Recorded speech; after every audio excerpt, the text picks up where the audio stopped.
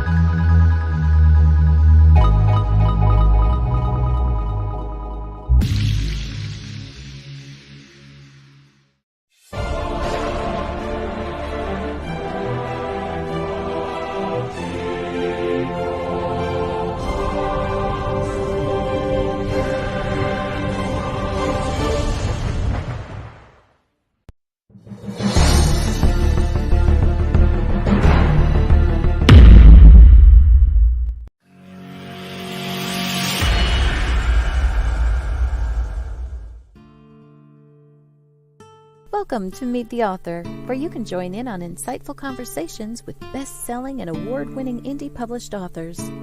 Your hosts today are Rob and Joan, who themselves are indie published authors, book publicists, and paranormal investigators with Tampa Bay Spirits, based in Tampa Bay, Florida.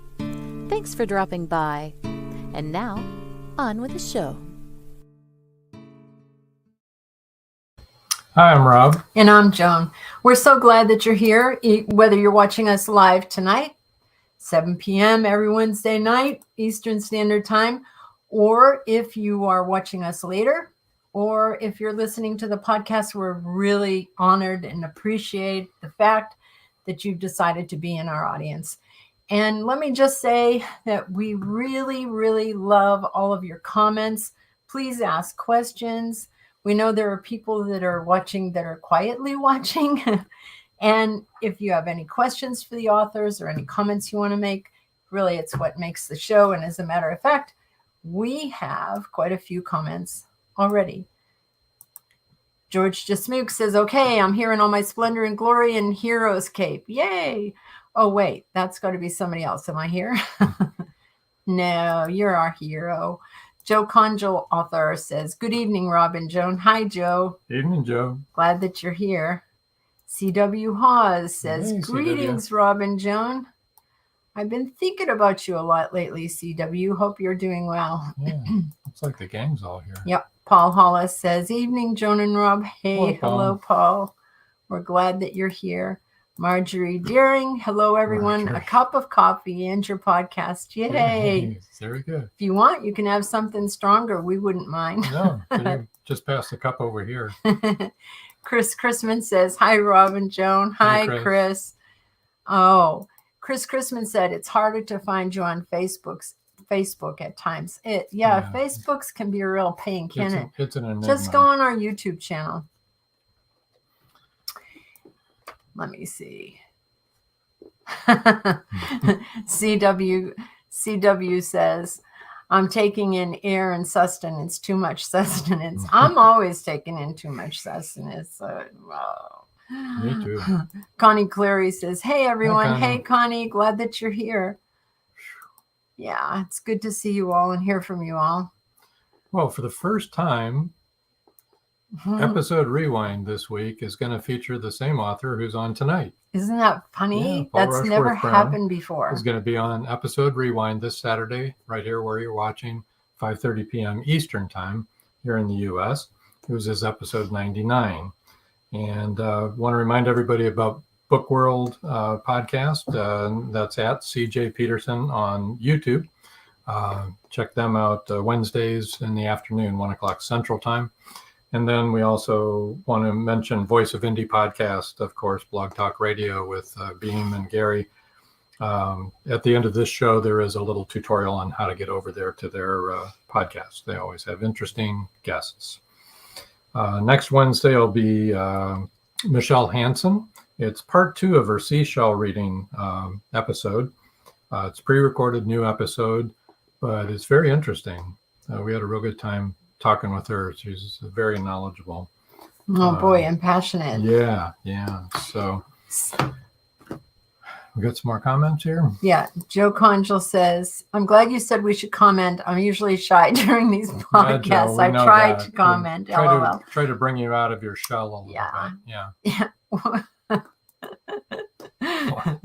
We're so glad that you feel encouraged to do that now. And George the Smook says, I drink something stronger, but I'm trying to stay surfically pober. Oh boy. Well, we're surfically pober. Yeah, for sure. Well, we have someone waiting on the other side of the globe. Not sure how they don't fall off, but I think we should probably bring him in before he does, right? Yes. Okay. Hi, Paul. Welcome aboard. Hey, welcome to sunny Australia. So you're off in the future there. How is Thursday morning? I'm a day older than everybody else. Yeah, there you go. There you are. You don't look a day older than everybody else. You don't look some a day might, older some than might argue that point. But those people behind you, I don't know. They're kind of frozen in time. They're a good-looking bunch. There you go. Yeah. They're the three. Joe. Joe's going to speak Australian. Good day, mate. G'day, Joe mate. Conjal. G'day, mate. How you going? And throw some shrimp on the Barbie. That's all we know. And George Desmukes wants to know, what time is it in Australia? And he's in Sydney. So it's 5 minutes past 10 in the morning. 10 in the morning. Okay. On Thursday. On Thursday. Right. Yeah.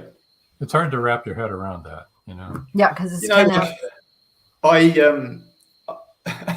I have to be very, very careful about getting the times right, because we've just had daylight saving. It was 1st of October, so I had to take all of that into consideration when I was working out the time, and then just a double. The last time I think it was 9 o'clock when we talked to you. It was 9 o'clock. Yeah. And it's dealing with times. Sydney, Florida. I just lose it. Yeah. I say to my wife, Claire, can you check this? Is it 9 o'clock, 10 o'clock?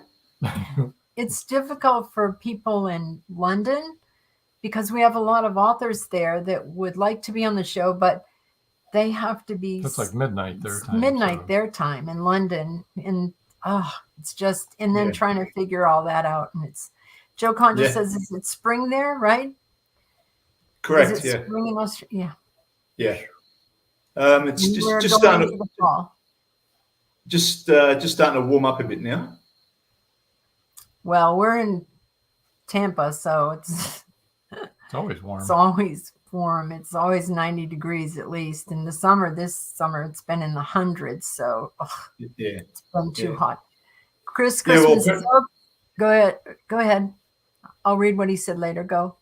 Oh, okay. I was just going to say that, we're, as I mentioned before, we're in, before we went on air, we're in for sort of like a really big bushfire season this year. So, not looking forward to that.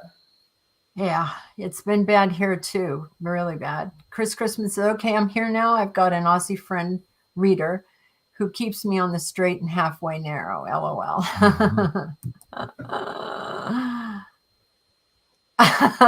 Joe Conjal says, Joan puts a sweater on when it dips below 90. That's pretty true. Yeah. He's not kidding. I get freezing cold. My blood just can't take it anymore. Ooh, I agree, Marjorie. Marjorie Deering said, I love the backdrop. It looks like there are 3 more guests warming up in the wings. Marjorie, they were talking before the show. It's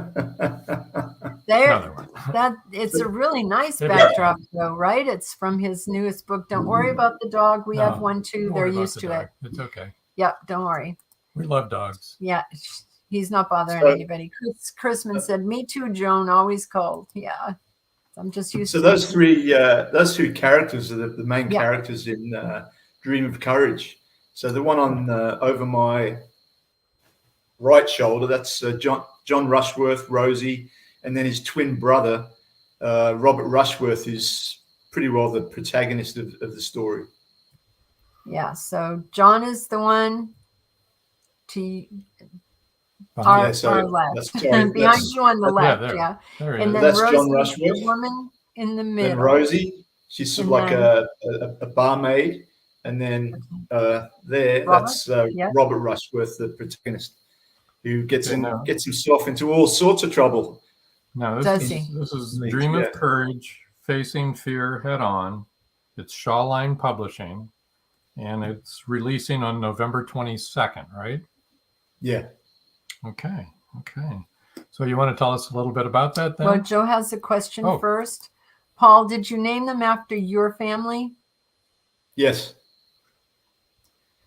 So the first, I've always been a bit of a history nerd, and about 3 years ago, I did a family history. Now, obviously, these novels and stories don't have anything to do with my family, but I do like to sort of like place my ancestors' names in as the main characters. So anyway, about 3 years ago, 3 years ago, I wrote a 400-page family history. And to make a long story short, I thought, this furthest away ancestor that I had, dating back to 1590, I wonder what his life was like.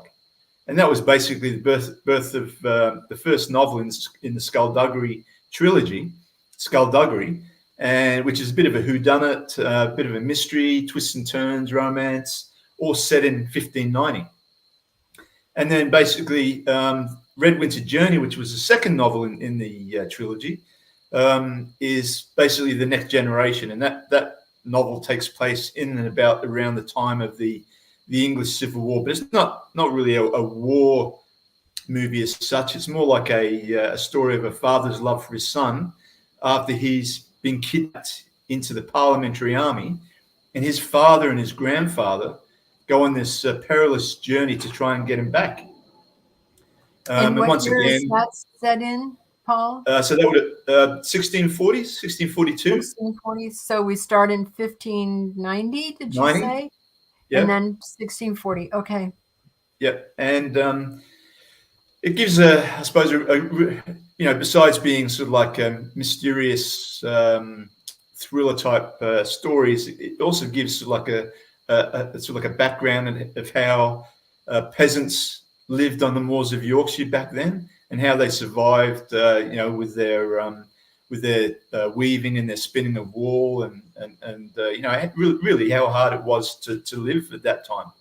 So, Dream of Courage is sort of like the third and final novel in the Skulduggery trilogy, and so that takes place sort of like in the beginning of the 1700s, and probably a little bit different to the others. You can read all three books separately, or read them as a trilogy. But Dream of Courage is about two young men, two twin brothers, who after the food stores and that have been decimated by these armies that have sort of like basically gone in and trashed villages and towns during the English Civil War. There's not a lot of food around, and the Rushworth family are struggling. So the two brothers, now a bit older, they decide to leave the moors of Yorkshire and go off and make their fortune in the city, like a lot of people were doing. So their parents set them off, give them as much food as they can spare, a few change, a bit of coin, and they end up going to Leeds, which is sort of like one of the, well, back then it was like a town, but obviously now in England it's one of the big cities. And it sort of like gives a good insight into how sort of like a small town, how it's sort of like, it was full of sort of like cutthroats and beggars and sneak thieves and all that type of thing. And these two brothers arrive basically just to find work, to find a place to live. And unfortunately, on the first day that they arrive in Leeds, this pickpocket actually steals Robert Rushworth's purse from his person. So they have no money. And then, of course, the story revolves around them basically trying to survive in Leeds. John and Rosie become, I suppose, intimate. Robert makes some really, really bad decisions and goes off and tries to make his fortune in let's say, non-ethical ways, and gets himself into all sorts of trouble. He gets hunted down by what they called back then was a thief taker.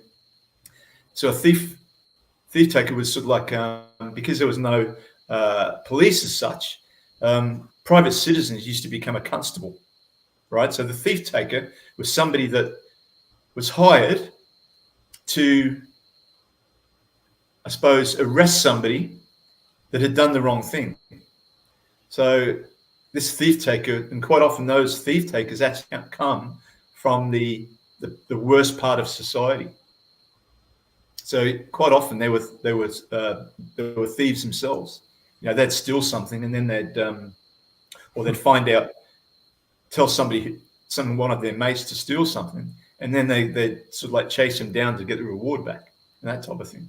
And that's, wow. I suppose that's like, I suppose, the journey or the basis of the novel is how this thief taker hunts down Robert Rushworth. Trying not to say too much now to give too much away. Yeah. But hunts down Robert Rushworth because he has stolen something. And then there's, you know, involved. There's pirates. There's highwaymen. There's all these like interesting things going on that sort of like add to the story. Plus, there's a nice romance in there as well. A little bit of spice, just a little bit of spice, but that's what we call a little bit of romance. Yeah.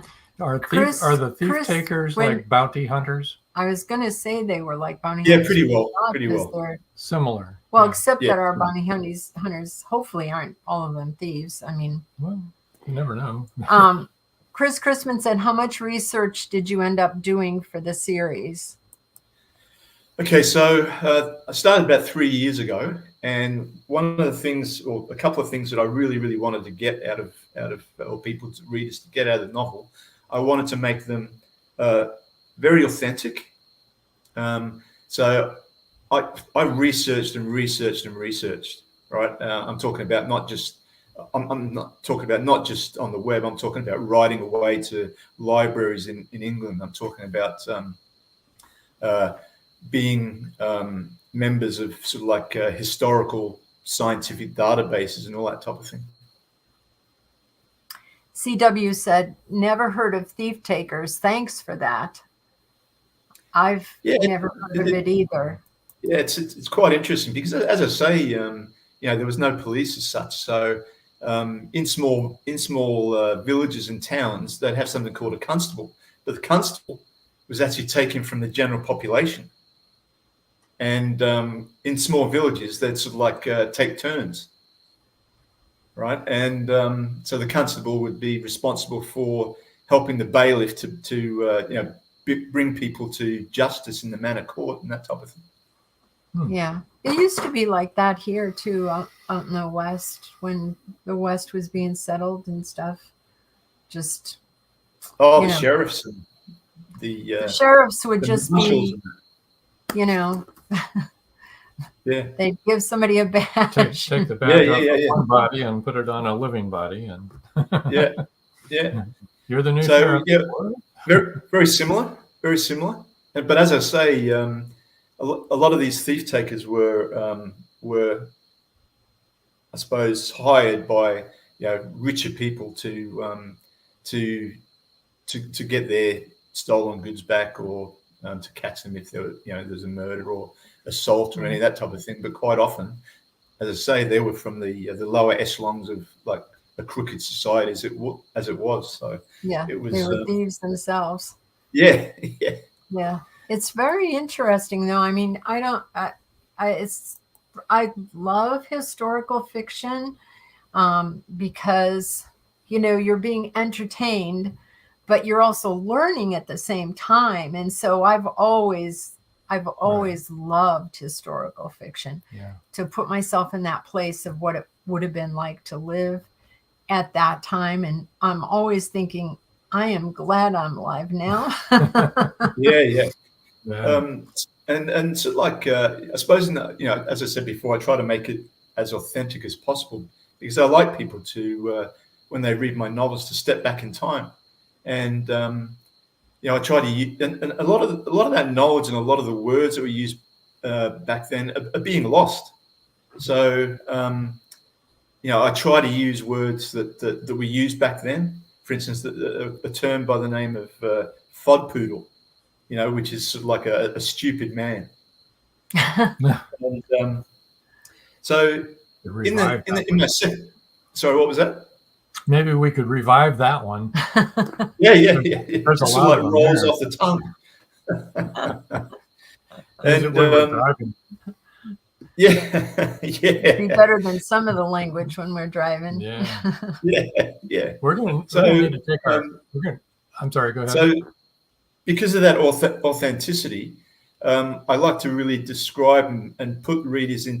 For instance, just walking through a market in sort of like the 17th century or the 18th century in Old England. The smells, the sights, the hawkers. Get your faggots here, and faggots are sort of like sticks. Yeah.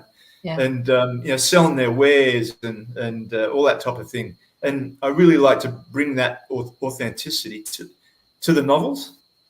And I want people to sort of like for me writing it was sort of like stepping back in time, and I want my readers to feel like step back in time as well. And they'll smell what this market smells like. They'll hear what the market was like. There's commotion. There's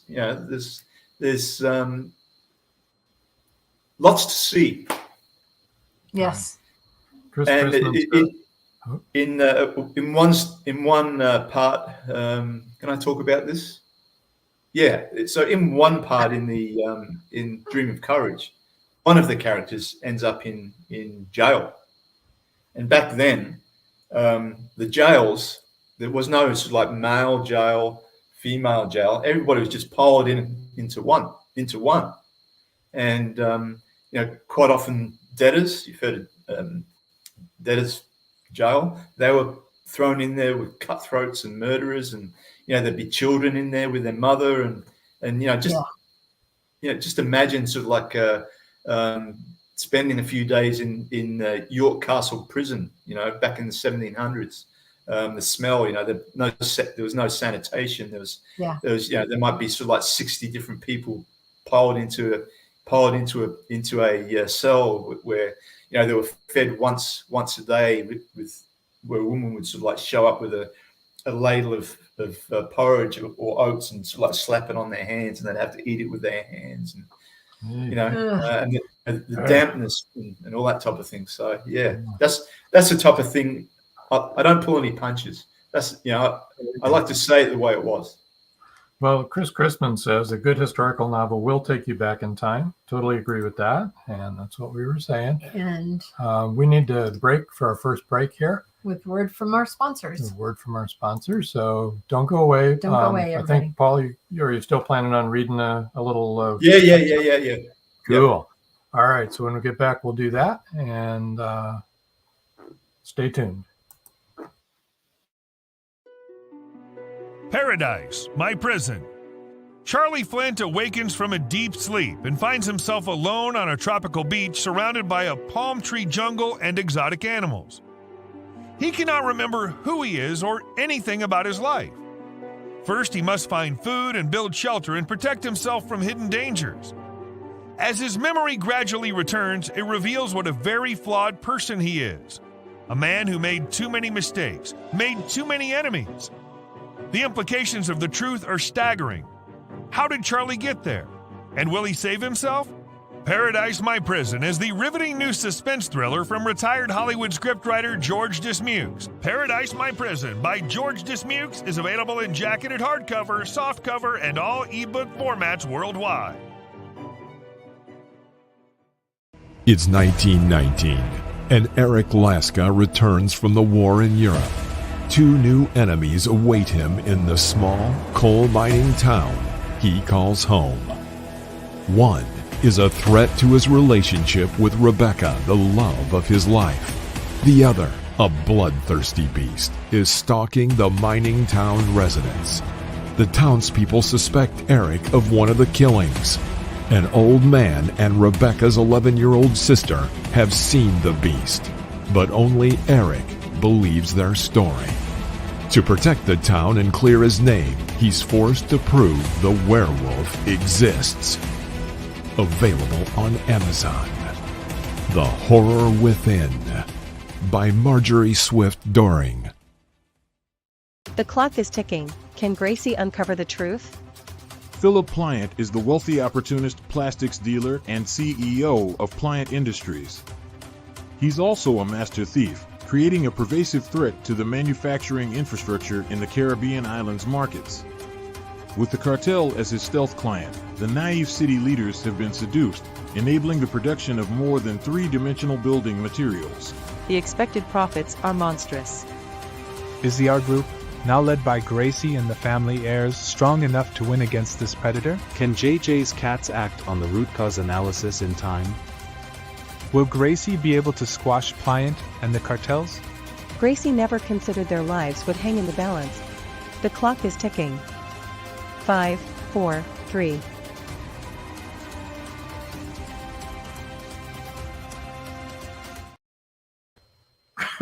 Excuse me. Hello, we're back. Chris Chrisman says, great commercial, George. And it is. All of these commercials are amazing. I like them. Yeah, me too. So glad that when I sneezed, I didn't cover all of you.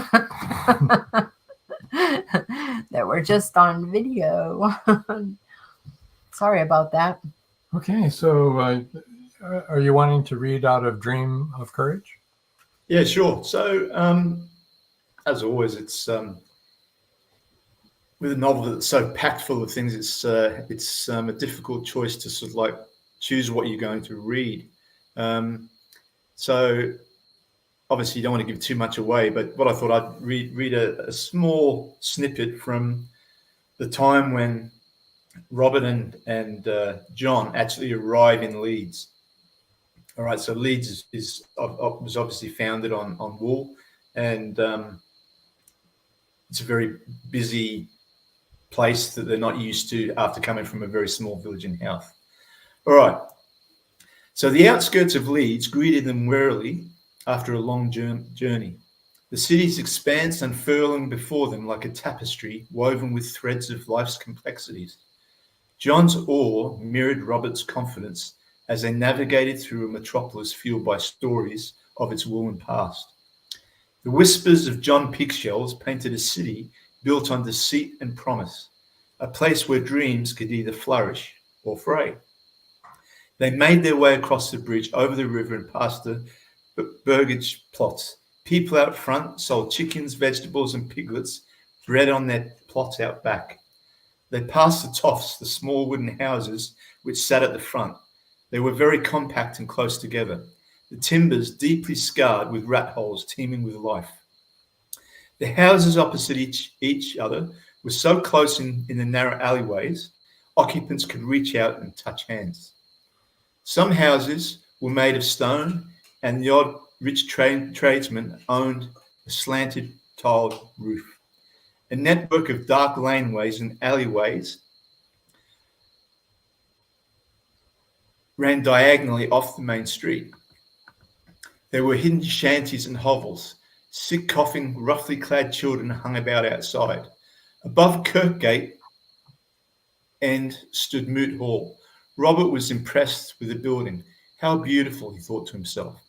Hidden alleys and bustling markets painted a tableau of contrasts, opulence and squalor woven into the fabric of everyday life. Vibrant shanties and hovels stood alongside the affluent homes of tradesmen, the very air carrying the symphony of life's diverse ballad.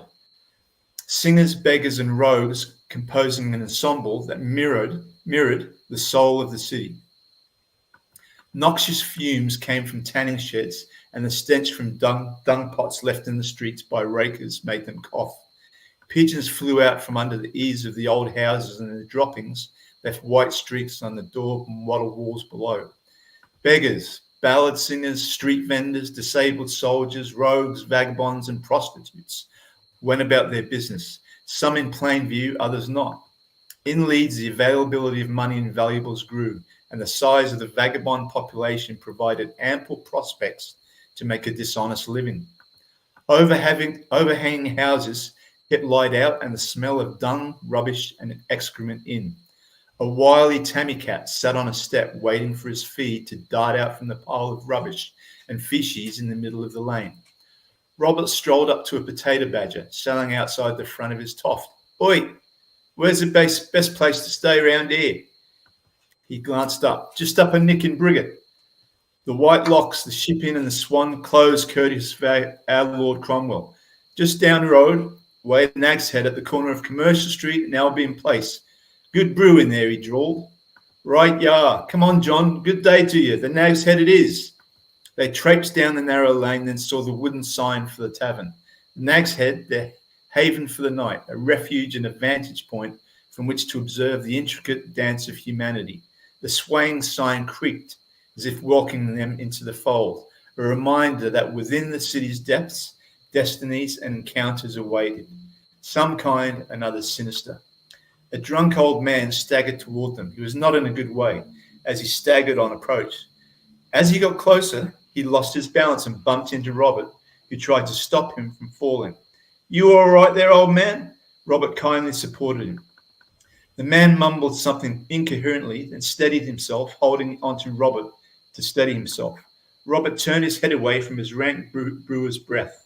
The drunkard staggered down the laneway under the arch, then disappeared into the hustle and bustle of the crowd. That was very good. Very good. Wow. I felt like we were there. Mm-hmm. Sure did smell. Don't even get me started on the smells, because that's definitely the worst part. Yeah. Marjorie Deering says, "You certainly do paint a word picture we can visualize and even smell at times." Wonderful. Oh, thanks, Marjorie. CW says, "Great reading, putting these on my to be read list." That's thanks, CW. awesome. Oh, you'll be able to get free we have a book giveaway ones. Tonight, We're gonna have so book giveaway, so you can do that. Get your typing fingers ready, CW. Yep. You want to do that now, actually? Joe Conjal said, "Sure. I still want to hear every book read with an Aussie accent." And you know what, Joe? Jessie wanted us to have our audiobooks done with an English accent or an Aussie accent because she'll listen to anything. And I said, but it's Midwestern characters. We want, The people are from Chicago. She said, "I don't care. I just love to listen to it." I don't care if it's odd that they're from Chicago and they have a British accent or an Australian accent. I'm happy. It's interesting, isn't it? I mean, if you look at England, you can drive, 50 kilometers away, and the accent would be totally different. Same here. Well, not 50 kilometers. It's further than that, but yeah, we've got all different kinds of accents here. I'm from Boston, and I've practiced not speaking with a Bostonian accent, so most of the time I don't really have one. But if you're around me a lot, you'll hear my Bostonian come out, especially if I'm excited or something, or angry or emotional, any kind of emotional, and all of a sudden I'm back. Well, I'm a bit of a mongrel because I was born in England, lived in Canada for 10 years, and now lived in Australia for 20 years. So can't really hear the Canadian or the English accent anymore. But every once in a while, if I say one word, you'll hear the Canadian accent just on one word. Exactly. I know exactly what you're saying. Yeah. Chris Christman said, "I'm with you, Joan. I had my Jersey accent." LOL. I mean, a Boston accent, that's quite posh, isn't it? Well, some people do think that, but you know, it's like we don't say our R's and we add an R to an end of a word. So example, when I lived in Boston, I would never say Cuba. I would have said Cuber. Right. And I wouldn't have said umbrella. I would have said umbrella. But I Right. wouldn't have said, I still can't say drawer very well. It's, you know, they say draw. And you don't say short, you say shot. It's shot. I pack my car in the Harvard Yard, and you know that it's like that. So Yeah. but yeah, when I taught English in Mexico, when I lived in Mexico, everybody wanted me to use my Boston accent. All the Mexican clients that I had were like, no, we want to learn the Boston accent. I said, okie dokie, we'll do it your way, you're paying. All right, let me bring up all of your There's actually only the one yes, website. so we're doing it a new way now. We're just going to give out the one web page. As long as the author's web page has everything All the social on media. it, all of his social media, then you can find it all here. So those of you who want to get in touch with Paul, who want to find all of his social media and all that stuff, you can find him on his webpage, which is www.paulrushworth-brown Skulduggery winterofred.com. See, I read it wrong. Sorry. So that's, I'm going to spell it once. Paul likes nice and short. It's PAULRUSHWORTHBROWN SKULDUGGERWINTEROFRED.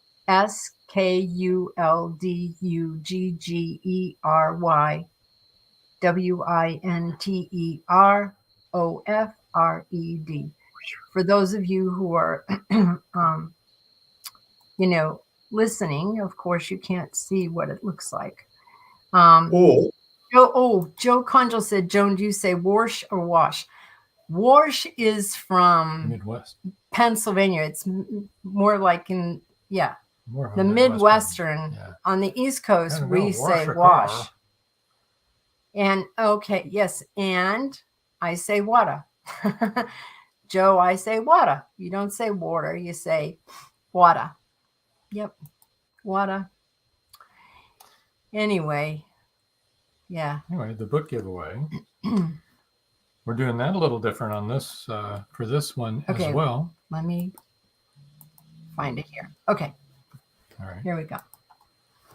All right. The book giveaway is the first 3 people to subscribe at that history webpage, www.paulrushworth-brown Skulduggery winterofred.com, will win an ebook and a copy of Author's Porch Magazine. Now, that'll be an ebook of which one, Paul? So it'll be the recent issue, number 10 of Author's Porch Magazine. Comes out. It came out yesterday. So Author's Porch have been great, sort of like for my career. The magazine, for anybody who does a lot of reading, the magazine is just second to none. You know, it's if you want to know anything about what's hot and sitting on the shelf, it's usually in there. Guest appearances, as I mentioned to you before, they actually do character interviews where they'll take a character from, say, my book and actually interview the character, which is nice. an amazing concept, I believe. But Author's Porch Magazine. So they'll get an e-copy of that, and of course an e-copy of a free copy of Skulduggery, Red Winter Journey, one of them, whatever you like. Okay. Of choice then. Book of choice. Okay. Yeah. Cool. So that's a little different. You got to go in and subscribe in order to be entered into the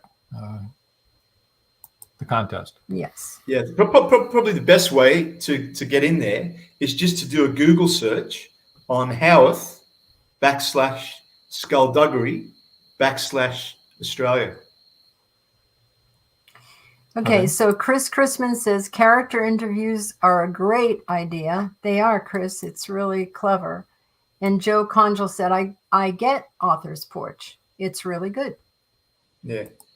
I've actually been doing a lot of, as you can see by my green screen, I've actually been playing around quite a lot with AI, and it's an amazing vehicle to actually, bring a character in one of your novels to life.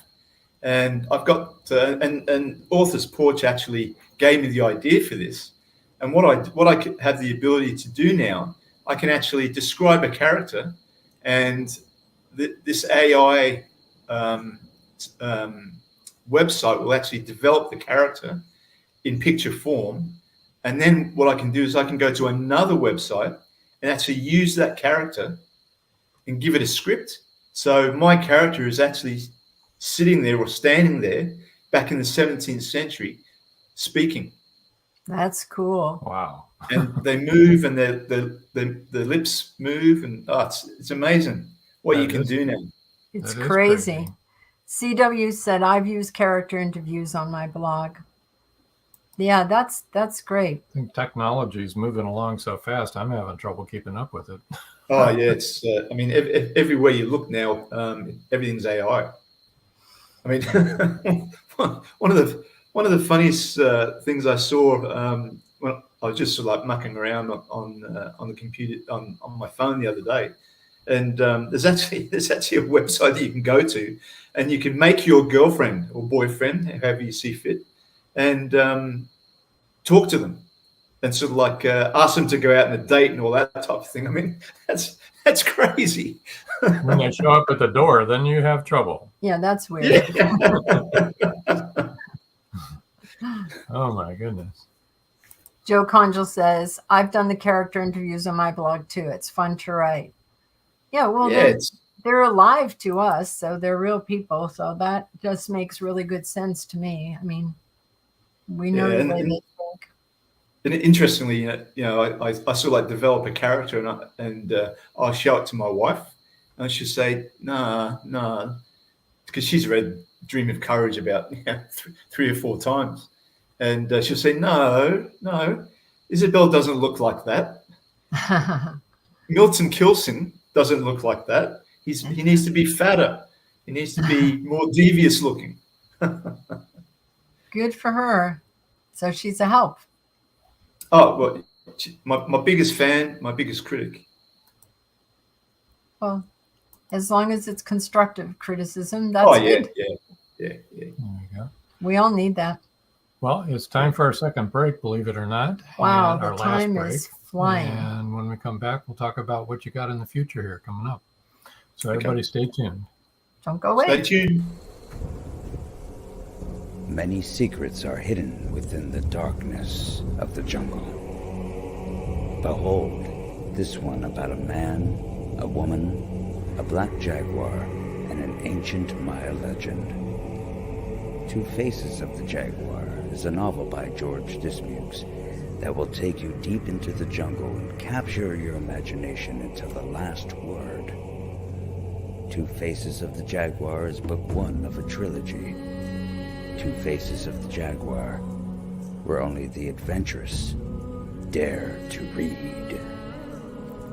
Two Faces of the Jaguar, The Lost City, and The Jaguar's Quest are available on Amazon.com, Barnes & Noble, and many other bookseller websites. Two Faces of the Jaguar, the book people are talking about. Get your copy today.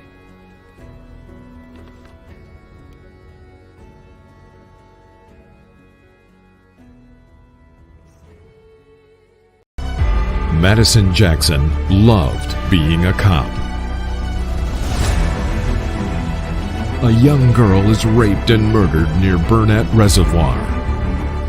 Madison vows to get justice for the child. Madison travels to the heart of Mexican cartel country. She is kidnapped, tortured. Will Madison ever make it home?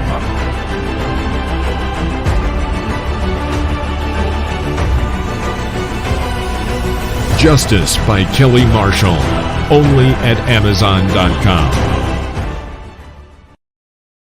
And we're back. Well, And whoa, and we lost Paul. We lost Paul.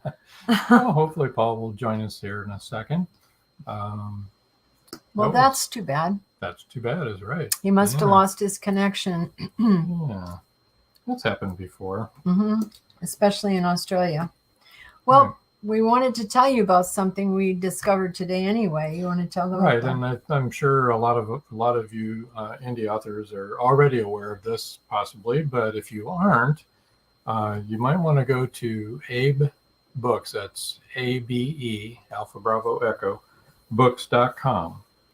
Put in your last name and the title of one of your books and see if your books are in there. All of ours are. It's touted as being a used book outlet, but when I pulled up ours, 3 of them said they were new paperbacks. So where they're getting them from, I don't know, but we're not getting any money out of them. I know that.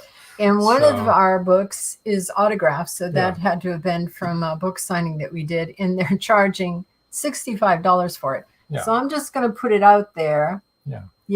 That if you want an autographed book, we'll charge you a lot less than $65. Right. Abe CW says Abe is owned by Amazon. Yeah. So I don't know if Amazon, if it's Amazon and their new books, we should be getting some of that money. Chris Chrisman says, wow, I know. Paul says, every time you all say Paul, I look up like I missed something. I know. It's very confusing, isn't it? It is. You didn't miss anything. Okay.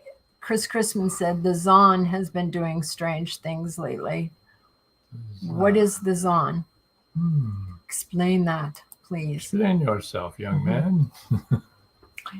Yeah, it's really funny, Paul, the other day. Amazon. Amazon. The Zon. You sound like you're from Australia or something. You're shortening everything. Yes, in Australia, that we were talking to Paul Rushworth-Brown, not Paul Hollis, about it earlier. That they abbreviate everything. So I had to ask him, because he said his wife was a physio, and I said, okay, I need to see for sure what that is, because you abbreviate everything. Is that a physical therapist? He said, yes, that's what it is. I said, okay. But if we called a physical therapist here a physio, I don't think anybody would know what the heck we were talking about. Well, I'm sorry that Paul lost his connection, but I think that you all got everything that he had to say. Right. Let me go ahead. He did want to talk about a little bit about his new book coming out, and he's just working on it now. I don't even think he has a cover. He has a working title, The Odyssey in the Outback, but it's very much in the early stages of the writing, I believe. I'm not even, he didn't tell us when he expected release on that. But. Yeah, so I think it's when, as he said, his 3 books are in the late 1500s, then the mid 1600s, and then the early 1700s. And so then this one is when they moved to Australia, I believe is what happened. Like 1800s maybe. That's what I'm thinking. Do you have his covers to show? We most certainly do. We showed them earlier. We We'll showed show them again. No problem. All right, just 1 second. Joe Conjal said, I got an email from Amazon yesterday that said they're going to start letting us choose the date of future publication for paperbacks, but it's still not a pre-order for them. Okay.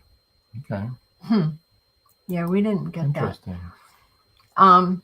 Yeah, I can.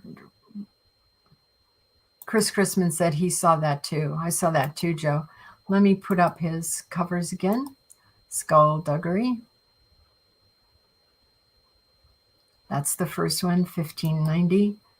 Red Winter Journey, 1640s, I believe he said, and Dream of Courage, early 1700s. Yeah, no, Dream will come out November 22nd is the release date on that. Yep. Anyway, so I love historical novels. I'm not real excited about the smells because I don't think it was very pleasant back then, any of the smells. Oh, Marjorie Deering said, I saw that too, but I don't understand the advantage to doing that. What am I missing? Yeah, I don't know. I'm thinking that over myself.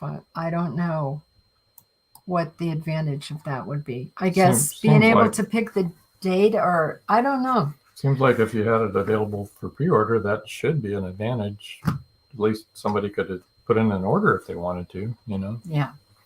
Otherwise, they might forget about it. You never know. Mm-hmm. Yeah. Yep. Exactly. Well, I'm not sure what kind of trouble Paul's having. I don't think he can get back on. But he must be having some serious trouble. Yeah. Or we would have heard from him. Yeah. Yeah. But I think you all got all the information that you wanted and that you needed.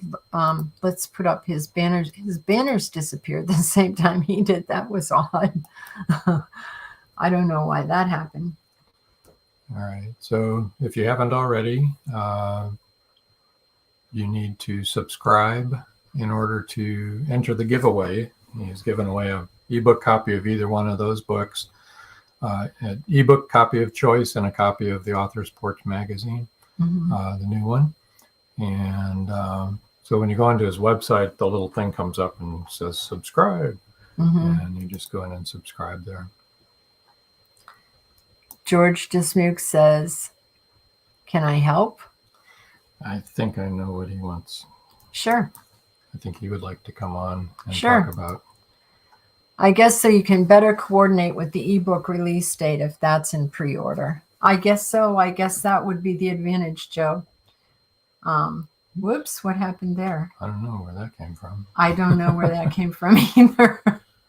Goodness. Okay. Oh, I know what it was. It was yeah. our interview I know with where it came from. It came Neil Haley. From down here. All right. Hang on just a second here. All right. We're going to bring George in. George, we're going to send you a link, and you come on and talk for a few minutes. I can find you here.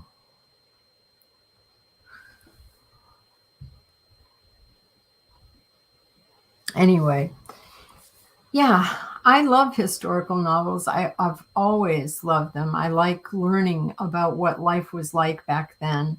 And I think that we always romanticize in our heads what it would be like, so that if you get a really good book that's really written well, that tells you exactly what it's like, then, you don't romanticize it anymore. Excuse me.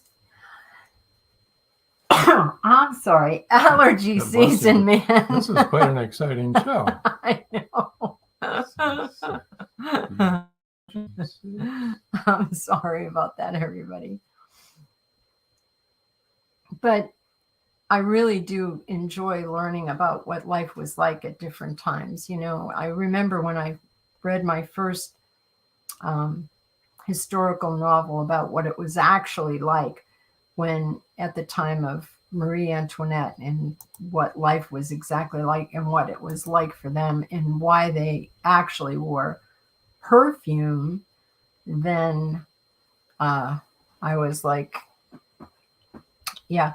Marjorie Daring said, they do tend to make you grateful we're living now. Yeah, really. Just from the sanitation end of things, and I mean, everybody back then, I've read books that everybody back then had fleas, and I can't. It just,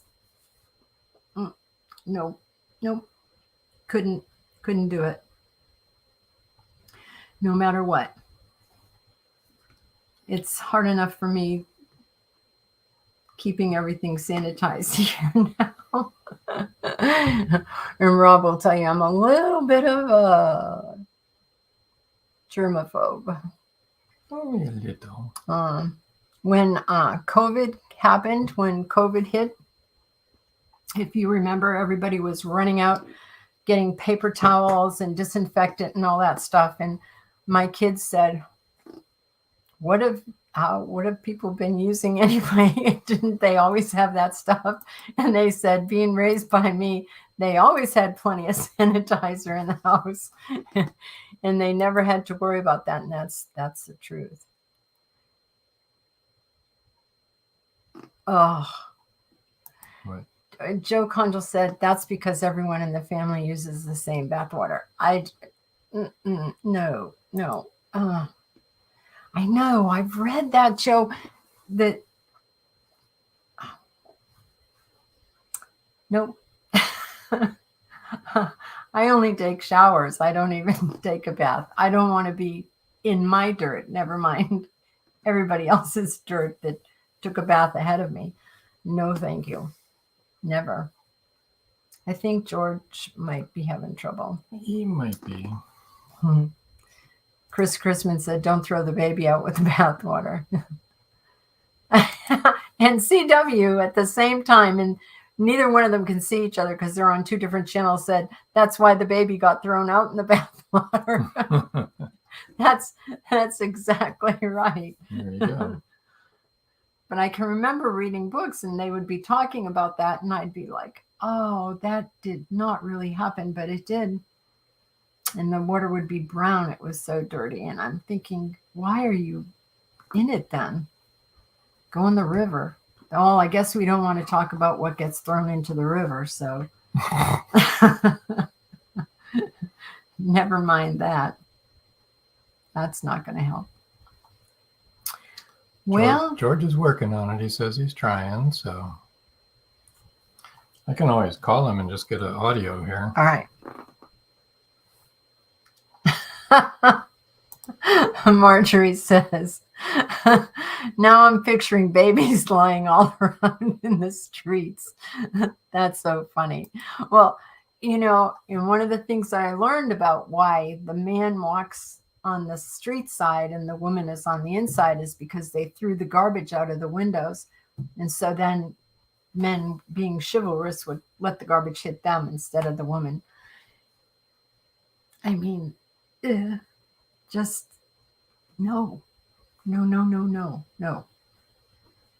I was definitely born at the right time. I couldn't have handled all of that stuff.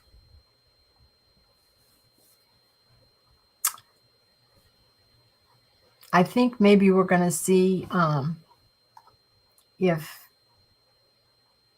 George will talk to us on the phone. Chris Chrisman said, yes, I still make my wife walk on the inside. Yeah. Well, we live in a 55 plus community, and it's really quiet in here, and we're back off of the main roads, and everybody here walks in the middle of the street, which drives our kids crazy when they come over to visit. They said, doesn't anyone use the sidewalks or anything? They're all walking in the middle of the street. And I said, yeah, well, we do that too. But so Rob doesn't push me onto the sidewalk or anything like that, or walk on the side near the street, because we're all both walking down the middle of the street. Here he comes. Here. Oh, no, nope, this is Paul. Hello, what Paul. happened? You're back. Hello. Put another quarter in or something? Oh, yeah, the little kangaroos. They're not pedaling fast enough. Oh, you've got that model. Okay, that's cool. Yeah. We're talking about what happened, with women being on the inside, men on the outside. Marjorie said, I heard men walked on the outside, so they were more likely to be hit by cars or the splashback. Oh, you mean actually, in modern times? One of the things that I learned that I thought was quite interesting, that through my research, is that how they say it's bad manners to put your elbow on the table. Yeah. When you have dinner. The reason for that was because back in sort of like the 17th and 18th century, because people were living in sort of like really small cottages, what they do is at dinner time, they'd actually bring out sort of like sort of like a tabletop and put it on these legs, right? But it wouldn't be bolted on or nailed on or anything. So if anybody went like that, the table would flip up, and all the food would go everywhere. Which I thought was really interesting. I always thought, I remember my grandmother sort of like saying to me, "Take your elbow off the table," and all that type of thing. But apparently that was a reason why. Wow. Yeah, and now, and Chris Crispin can back me up on this. Now, New Jersey housewives do that when they're mad. They flip the table. Yeah. Marjorie Deering said, "Welcome back, Paul." And Joe Conchel said, "They walk in the middle of the parking lots at Walmart." I heard most of the conversation sort of like because I had my phone on, but for some reason I just couldn't get StreamYard back on my computer. Okay, well, you're back, and did you want to say a little bit about Odyssey in the Outback? Sure. So obviously, some people sort of like say, what's an Australian writing about English historical fiction, and which is fair enough. But I just thought that I would actually like to bring a little bit of Australiana into my next novel. So Odyssey in the Outback is basically about a 18-year-old young man who fails to make it into military service. This is sort of like it'd be in the early 50s. And he emigrates to Australia under the £10 POM scheme. So the £10 POM scheme was a scheme that this is sort of like going way back when Australia had an all-white policy, which I totally disagree with, of course. And they wanted to get as many sort of like British people out to Australia as they could to increase the population. So the scheme was that English people or British people could pay £10 to the Australian government, and the Australian government would organise their trip over to Australia by boat. We'll organise them somewhere to live and try and fix them up with a job. And so my father was actually a £10 POM, and so the story, and as I say, it's in its sort of like basic stages at the moment, but the story will be about a young man from Yorkshire, basically thrown into the deep end in outback Australia, and he was working on a sheep station, which, as I've mentioned before, could be the size of a small country, dealing with sort of like the conditions in the outback, dealing with Aboriginal stockmen and sort of like that early Australian Aboriginal frontiersman type of life. And of course, just like everything, there'll be a little bit of romance, a bit of mystery, twists and turns. But it's up here. Expect the unexpected, right? Yeah. In what year will that be? The fourth book here? The next. So it'd be in the 1950s. Oh, it'll be all the way in the 1950s. Yeah. We're going to jump forward, but that'll still be sort of a historical novel. Yeah. I remember the 1950s, but. Yeah, I'm more interested in sort of like, I suppose, sharing. I mean, I've actually worked out in the outback myself, so I know what it's like with the flies and the dry riverbeds and the droughts and all that type of thing, bushfires and that. So I just want to bring a little bit of that Australiana into my next novel. Sorry. George said, couldn't do it. StreamYard is WEIRD. Excuse me. Yeah. Well, I'm sorry, George. Yeah. We'll have to have you on another time. Right. Joe Conjal says, it's a good thing you reminded everyone to comment tonight. Help fill in the time while Paul was gone. Yeah. I do love all the comments. There are other people watching that are not commenting. And I don't know if they're shy or whatever, or if they're having difficulty. I know that Facebook can make it difficult for you to comment, and I know LinkedIn is really difficult to comment on. But and some people just want to watch and listen, and that's cool. Yeah, I just was trying to encourage them to. Yeah. They the more have the merrier. Questions for Paul they could ask, and right, that sort of thing. Right. But it's open. Might I say I watched that last show that you did with Paul Hollis, and yes. What a great show! I mean, such an interesting man. I mean, yes. Some like some of the things that he must have seen in his lifetime in the life that he led. Wow! I mean, I was sitting on the edge of my seat. Yeah. So and he writes books like that too. You sit on the edge of your seat. I mean, like I said to him, I don't know why he hasn't sold 1 million books. And George Smooks has a question.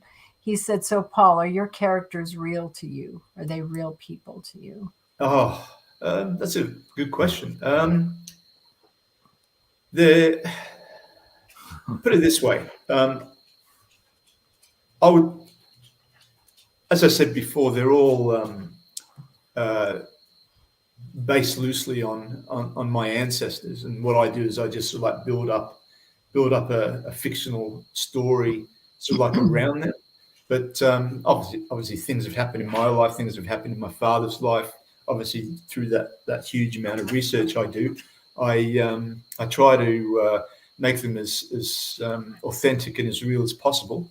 I suppose one of the good things about having a good imagination is that I can sort of like put characteristics and personalities into those characters, and I basically generate them, with a little bit of me, maybe with a little bit of my father, a little bit of people that I've met, but all in a historical context. Are they real to me? I know that they were real at one point, generations ago, but no, they're fictional. Okay, I think what he's talking about is like we've talked before about the fact that, like our characters in our books, they are real to us. They are like, we know who they are. We know how they think. We know how they act. I mean, they're like, they're fictional, but we care about them like they're real people. Oh, yeah. Yeah, that's what he means. Like, okay, so I suppose I mean you've given birth to these characters. Exactly. Right. They mean a lot. You try to make them as interesting as possible. You try to make them engaging. One particular character, Jacob Wilding in Dream of Courage. I mean, he's an absolute brute of a man. So that's the name of the thief taker. And without going into it too much, I mean, he's just, I wouldn't want him to be real, put it that way. Mm-hmm. Well, Robert in the background there, he turned and looked at you when you said that. He did not. It's the twins back there anyway. It's not the thief taker. Well, Marjorie Deering said the caffeine made me talkative tonight, I guess. You can be talkative all the time, Marjorie. There you go. We enjoy it. Well, I think we better wind her down tonight. Yep. Thank you so much for joining us. And thank you. Hope you have a wonderful day today over there in Australia. Sorry. Yeah, appreciate it. My dog's screaming to go out, so I need to take him for a walk along the street. Okay, well, I'm going to move you over to the side while we close out. You know what? If you need to go, you can go and take your dog out. We're You're done. welcome to do that. Yep. We appreciate it. I want to mention one thing here is this is what George would like to talk about, I think. And this is The Return of the Jaguar, Book 4. So you saw a commercial during the show for a trilogy, the Jaguar trilogy. Well, this is number 4. It's going to be coming out. As you see, you've got the beautiful cover that he did. It is a and beautiful cover. It'll be coming out in November is the last thing he told me there. Awesome. Yeah, so stay tuned for that. Got a couple more comments here. Yes. Paul Hollis says, another great show. Thanks, Joan, Rob, and Paul. Thank you, Paul. Thank you, Paul, for And listening. Thanks, Paul. Joe Conjal said, great show tonight as always. Thank you, Paul, Joan, and Rob. And almost George. That's his new name, Almost George. Chris Chrisman said, thanks for another great show. And thank you to the audience for being there. Everybody for and commenting and sharing and all those things. Join us next week for part 2 in the seashell reading adventure with Michelle Hansen. That's right here, 7 o'clock next Wednesday. And let's see, episode rewind this Saturday is episode 99, Paul Rushworth-Brown again. Yeah. Marjorie Deering says, great show as always. The glitches just add character. Hope you're not getting a cold, Joan. I don't think I'm getting a cold. I get a lot of allergies, and we've had a bad air. You know, we had Really an air quality warning yesterday and today. And so for anyone that has allergies, it's been really bad. And I'm one of those people. Every time I wash my hair too, it just, I guess a lot of the allergens get in my hair. And so I wash my hair and then I'm just coughing and sneezing and all that kind of stuff. Fun. Yeah. Probably too much information, but it's allergies. I'm not sick. I don't feel sick at all. Good. So thank you one and all for joining us again tonight. And until next time. That's all, folks. See y'all.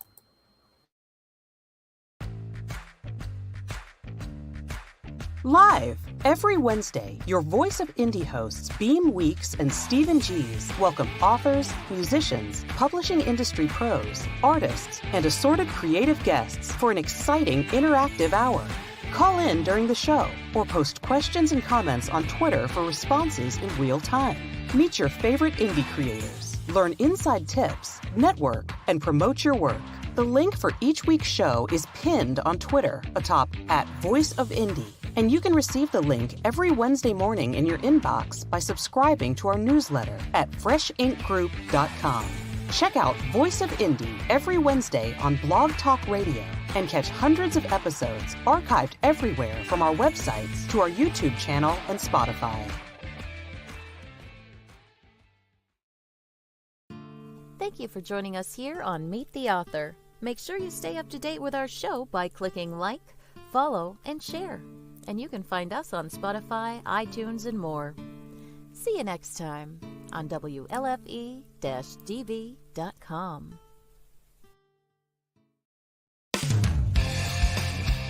You've been listening to WLFE-DB.com, where our shows are your shows.